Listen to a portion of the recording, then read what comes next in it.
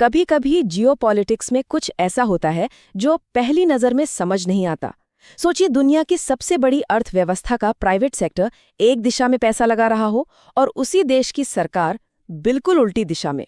जी हाँ, एक तरफ अमेरिका की बड़ी बड़ी कंपनियां भारत में अरबों डॉलर का निवेश कर रही हैं और दूसरी तरफ अमेरिकी सरकार ने पाकिस्तान के लिए एक चौंकाने वाला अरबों डॉलर का दरवाजा खोल दिया है। तो चलिए आज इसी बड़े दांव को समझने की कोशिश करते हैं। तो ये कहानी शुरू होती है इस नंबर से, 125 करोड़ डॉलर। ये कोई छोटी मोटी रकम तो है नहीं, और ये सारा पैसा जा रहा है पाकिस्तान। जी हाँ, ये एक कर्ज है। अमेरिकी सरकार पाकिस्तान को ये पैसा उसके माइनिंग सेक्टर यानी खनन क्षेत्र के लिए दे रही है। लेकिन सवाल ये है कि आखिर क्यों, और वो भी अभी?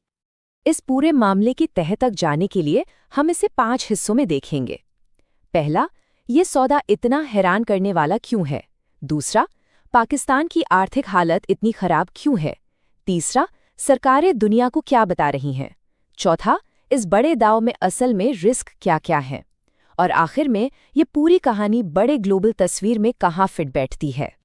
तो चलिए पहले हिस्से से शुरू करते हैं। सोर्स मटेरियल जिसने इस खबर को रिपोर्ट किया है, उसके मुताबिक ये पूरा सौदा डोनाल्ड ट्रंप के प्रशासन के दौरान हुआ। अब सवाल ये है कि ये कदम इतना चौंकाने वाला क्यों माना जा रहा है। अच्छा, तो ये पैसा आ कहाँ से रहा है? ये आ रहा है यूएस एक्सपोर्ट इंपोर्ट बैंक से, जिसे एग्जिम बैंक भी कहते हैं। और ये कोई प्राइवेट बैंक नहीं, बल्कि एक सरकारी एजेंसी है। मतलब साफ है, ये अमेरिका की विदेश और आर्थिक नीति का एक टूल है, एक सीधा हिस्सा है। सोर्स के अनुसार हाल की घटनाओं का जो क्रम है ना, वो एक बहुत दिलचस्प कहानी बताता है।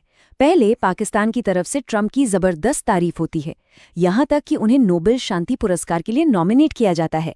फिर फौरन बाद रेकोजिक में माइनिंग के लिए ये बड़ा लोन अप्रूव हो जाता है, और साथ ही F-16 फाइटर जेट्स के लिए एक अपग्रेड पैकेज की बात भी सामने आती है।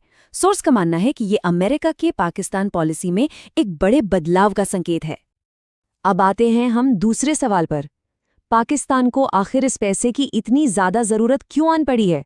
उसकी अर्थव्यवस्था में असल में चल क्या रहा है? सोर्स मटेरियल के हिसाब से वित्तीय वर्ष 2025 के लिए पाकिस्तान की जीडीपी ग्रोथ का अंदाजा है सिर्फ 2.6%। किसी भी विकासशील देश के लिए ये नंबर बहुत ही ज्यादा चिंता की बात है।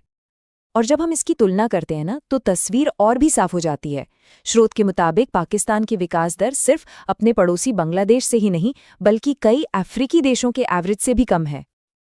और ये सब उस वक्त हो रहा है जब पाकिस्तान की आबादी 25 करोड़ के बड़े आंकड़े को छू रही है। जरा सोचिए, एक तरफ जनसंख्या तेजी से बढ़ रही है और दूसरी तरफ अर्थव्यवस्था की रफ्तार लगभग थमसी गई है। पर बात यहीं खत्म नहीं होती। सोर्स का विश्लेषण तो ये भी कहता है कि पाकिस्तान जो आधिकारिक आंकड़े दे रहा है, उन पर भी भरोसा करना मुश्किल है। हो सकता है कि असल ग्रोथ रेट सिर्फ 1% के आसपास ही हो। तो ठीक है, इस लोन के पीछे सरकारें आधिकारिक तौर पर क्या वजह बता रही हैं, और सोर्स का विश्लेषण इसके पीछे की असली कहानी क्या बताता है। चलिए इन दोनों में फर्क देखते हैं। तो देखिए, अमेरिकी दूतावास का कहना है कि ये कर्ज बलूचिस्तान में आर्थिक विकास लाएगा, वहाँ समृद्धि लाएगा। ये एक पार्टनरशिप है जिससे वहाँ के लोगों को फायदा होगा।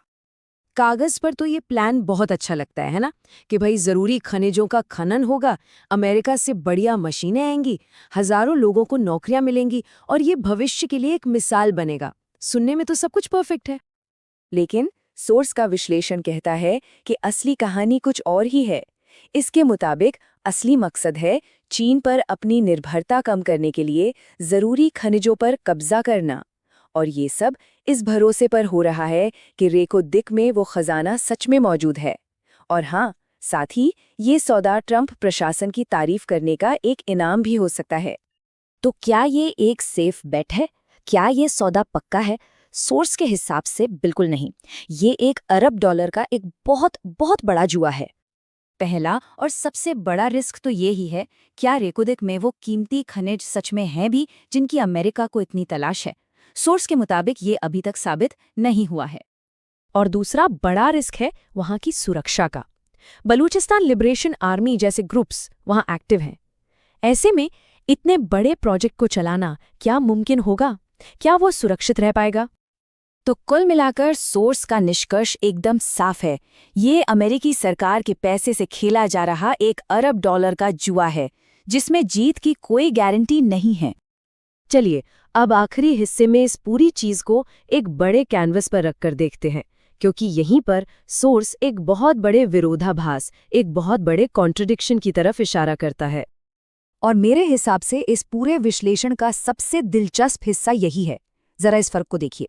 एक तरफ है अमेरिकी सरकार जो पाकिस्तान में अरबों डॉलर डाल रही है, F-16 अपग्रेड दे रही है, और फिर दूसरी तरफ है अमेरिका का अपना private sector, Google, Amazon, Microsoft जैसे बड़े बड़े नाम। वो अपना पैसा, अपना भविष्य कहाँ लगा रहे हैं? भारत में। ये दो एकदम अलग, मतलब बिल्कुल उल्टी कहानियां हैं। सोर्स का ये भी दावा है कि इस दोस्ती के बदले में पाकिस्तान ने भी कुछ खास गिफ्ट्स दिए हैं, जैसे कि ट्रंप के लिए नोबेल का नॉमिनेशन, उनकी शान में कसीदे पढ़ना और अमेरिकी सरकार को उन खनिजों तक पहुंच का वादा करना जो शायद वहां हो भी नहीं। तो क्या इसे अमेरिका की विदेश नीति में एक बहुत बड़ा बदलाव समझा जाए? सोर्स का मानना है कि नहीं, वो इसे एक ट्रम्प स्पेसिफिक घटना कहते हैं।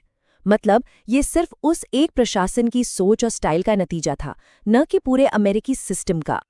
और आखिर में हम इसी सवाल पर आकर रुकते हैं, क्या ये सिर्फ एक राष्ट्रपति के कारण हुआ, एक अस्थायी बदलाव था जो अगले प्रशासन के आने पर खत्म हो जाएगा, या फिर ये अमेरिका पाकिस्तान संबंधों में एक ऐसे नए दौर की शुरुआत है जिसे दुनिया अभी तक ठीक से समझ नहीं पाई है? इसका जवाब तो शायद वक्त ही देगा।